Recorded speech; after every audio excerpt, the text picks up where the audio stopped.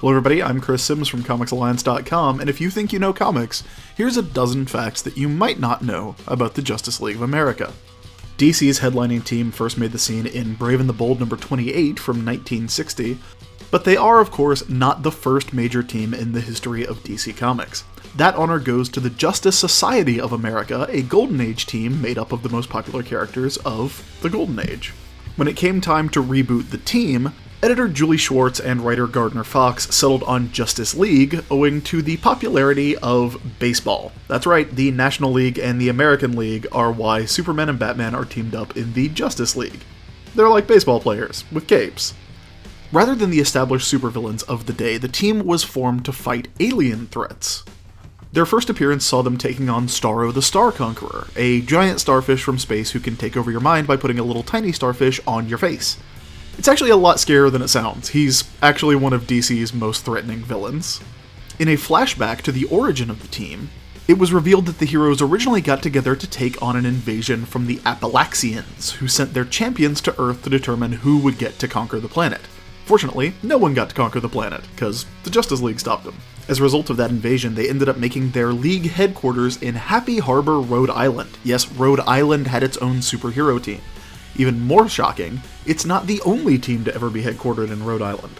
Years later, the teen heroes of Young Justice, Superboy, Robin, and Impulse, would fall under the guidance of Red Tornado, a robot with the power to cry who was somehow admitted into the Justice League back in the 70s, and they would take up residence in the abandoned Happy Harbor Cave. As for why the cave was abandoned, well, it wasn't just because the Justice League realized living in a cave kinda sucked. Sorry, Batman.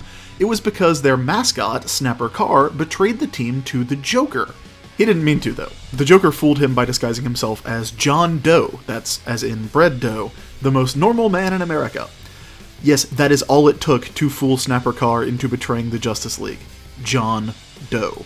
As you might expect, Snapper went away for a while after that. Owing to the fact that grouping all their most popular characters in a single book is a pretty solid business strategy, Justice League was a smash hit from day one. It was so much of a success that the higher-ups at DC were even bragging about it during golf games. Golf games that they just happened to be playing with Martin Goodman, who was the editor of a comic book company across the street. Goodman was so taken with the idea of creating a superhero team book that he asked his go-to team, Stan Lee and Jack Kirby, to create a superhero team for their company as well. The result was Fantastic Four and the Marvel Age of Comics, and I think we all know how that worked out.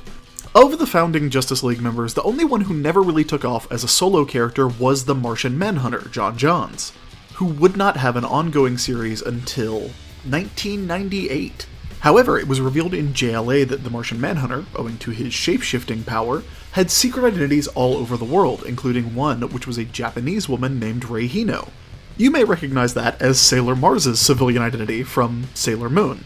So did Batman. That means that because of Justice League, we know that both Martian Manhunter and Batman are totally into anime. Or at least Sailor Moon. That's it for this episode of You Think You Know Comics. Make sure to subscribe, like Comics Alliance on Facebook, follow Comics Alliance on Twitter, and get the latest comic news on ComicsAlliance.com.